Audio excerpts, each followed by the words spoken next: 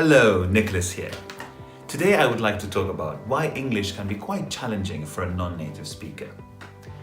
The main reason is to do with the fact that there are more vowels in English than the average language.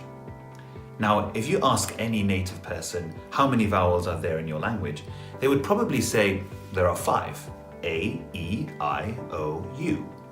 But those are the letters of the alphabet that we call vowels, 5. When we talk about vowel sounds, there are a lot more.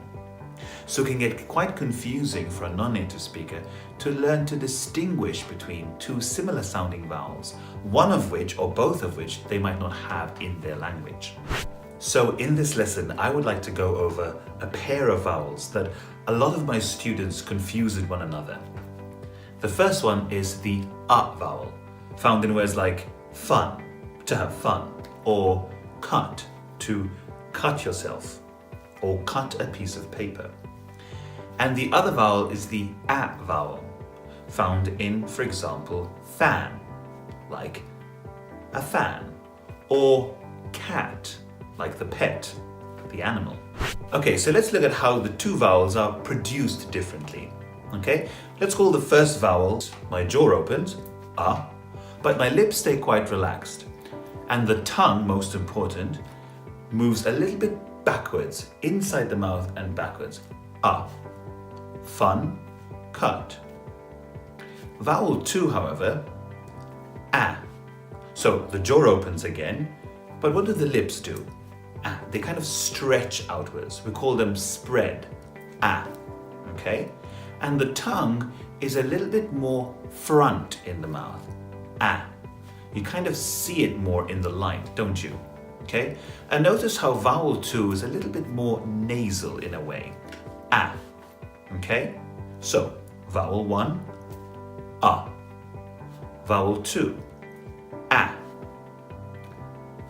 Cut, cat. Fun, fan. Now, I would say that vowel 1, A, is actually quite similar, if not the same, to a lot of languages around the world. So it's vowel 2, A, that is quite challenging, okay?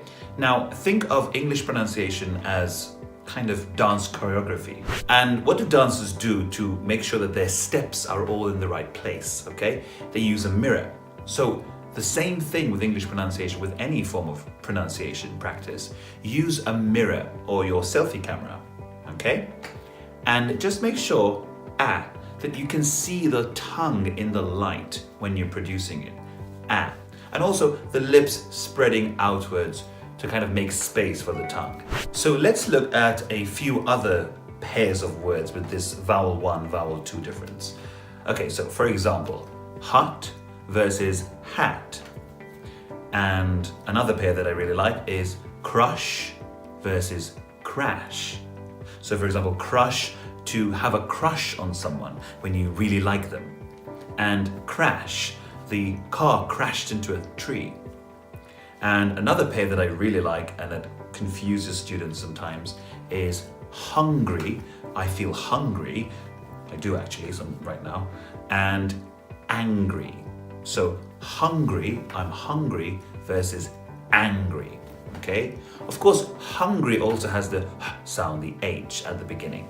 Now let's just have a look at spelling representation, as I like to call it. How is the sound shown in the spelling of the word?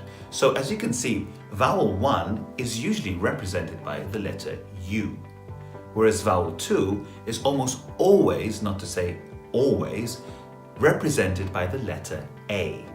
So we have fun, cut, hut, crush, hungry, U, and fan, cat, hat, crash, angry, A. Here might be the confusing bit. Vowel 1 can also be represented by the letter O. So the A vowel can also be found in words like love, money, company, and honey, which is why there is absolutely no difference in the pronunciation of the word sun, as in the sun in the sky, and son, as in that boy is my son. So there you have it, an overview of two vowels in English that are very often confused with one another.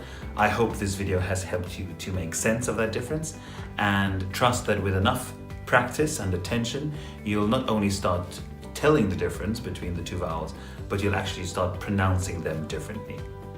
Thank you, italki, for the opportunity for me to make this video for you, and I hope to see you again soon. Bye!